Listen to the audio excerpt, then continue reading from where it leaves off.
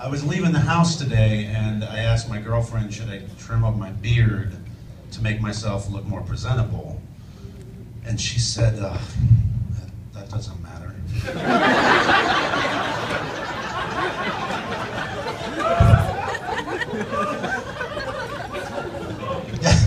That doesn't matter with that shirt you're wearing. And I love this shirt, you know? I love that. For people who can't tell, I have a shirt with donuts on it. And this donut has been murdered. And this donut, it's ambiguous. This donut's like, what happened here? Or this donut maybe killed the other donut. It's like, what did I do? Whatever. But I love this shirt. I love it. I love it. It's fun. You know what I mean? I was in a supermarket the other day. We were behind this woman and a little kid. And the kid was playing with the candy. And then he saw my shirt. And he was just mesmerized. He was just... And then he said, he pointed to this one and said, what happened to him? And I said, this is what happens when you mess around with another donut's wife.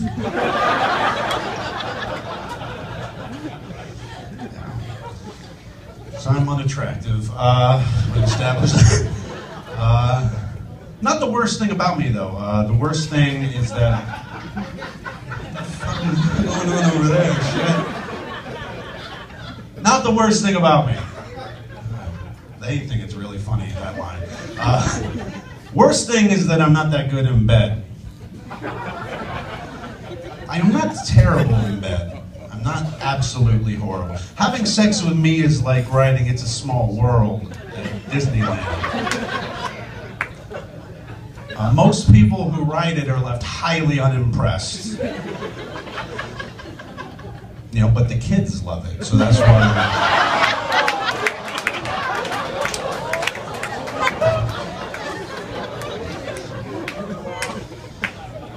I love hip hop. Who here loves hip hop? Anyone? That's good. It's good. I was so into hip hop as a youth that I had a subscription to The Source.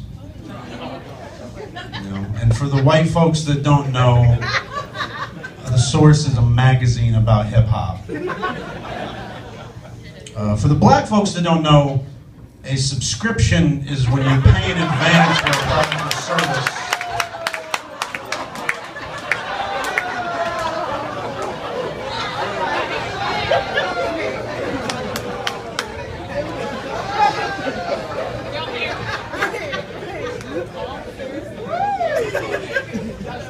Somebody said it's messed up. You're right.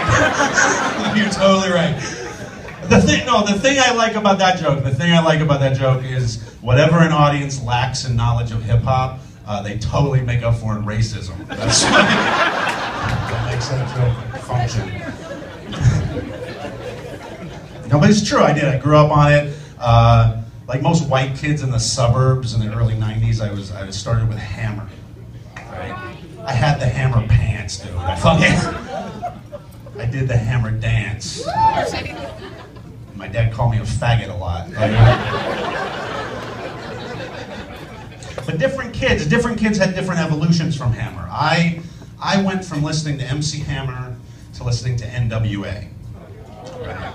From Please Hammer, Don't Hurt Him, to Fuck the Police. That's a huge jump philosophically. It's like going from juice boxes to Jaeger bombs.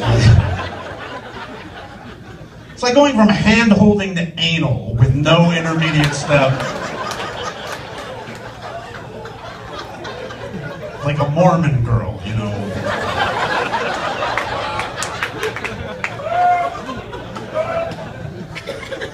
But my buddy Chris had a totally different evolution. He went from listening to MC Hammer to listening to Marky Mark, to just randomly blowing dudes. Like that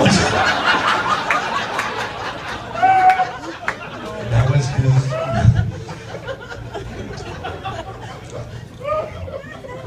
So I got a friend named Dave, and yeah, Dave, fucking kick ass, Dave. this friend named Dave, and he always does this gesture in conversation, right? When you're talking to him to express displeasure or upset or sarcasm, you'll be like, whatever, Charlie.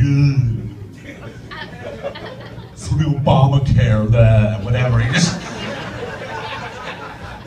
throws it out there. And it always makes me laugh when I see him do it. And it's because I've never, ever seen a woman do it. I've never seen a woman be like, Janet didn't deserve that promotion. Are you kidding me?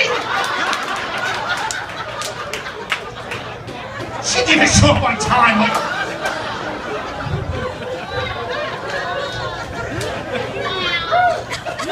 That joke, by the way, doesn't need me to suck my finger. I just like to suck my finger for that joke.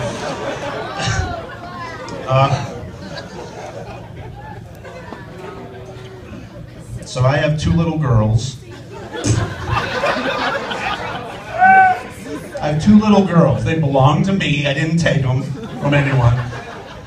Got a 4-year-old and a 19-year-old. Huge age difference, right? When people ask me what it's like to have such a wide age difference between my daughters, I always tell them it's like being a prison inmate. And parole was right around the corner.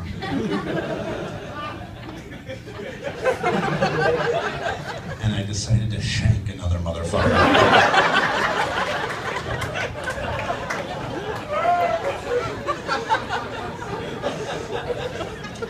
4-year-old's beautiful. She's so amazing. Like, the beautiful thing about little girls, and little boys probably, is the milestones. Right? You get to see all these things happen as they grow older. The first time they walk, and the first time they ride their bike down the block, and all this kind of stuff. I recently enjoyed a milestone with my daughter. We went on a road trip to Oregon, and I got to enjoy the first time that I took her into a truck stop restroom stall so that I could take a shit. Never done it before. But I had to, like, I had no choice. I was in Central California. Have you fucking been there? Everybody there is like an extra from The Hills Have Eyes. They're creepy. You know, and you can't leave them in the car anymore because a couple parents ruined that for everyone. Like, so I took her in the stall. As soon as I start sitting down to do my business, she's like touching everything.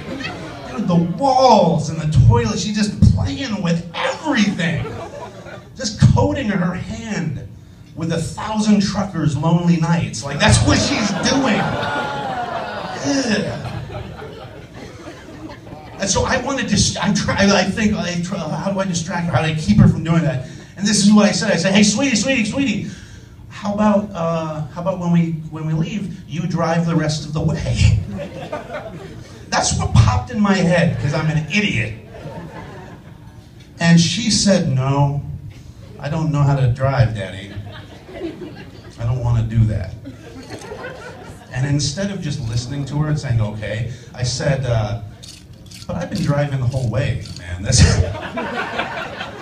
I think it's your turn, honestly. She freaks out. She starts shouting, I don't want to! I don't want to!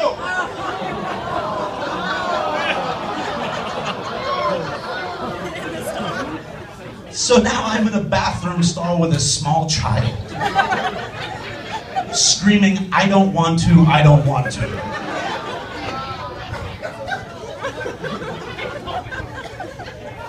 And look, I would never, ever inappropriately touch a child ever. But I don't necessarily look like I would never, ever inappropriately touch a child ever.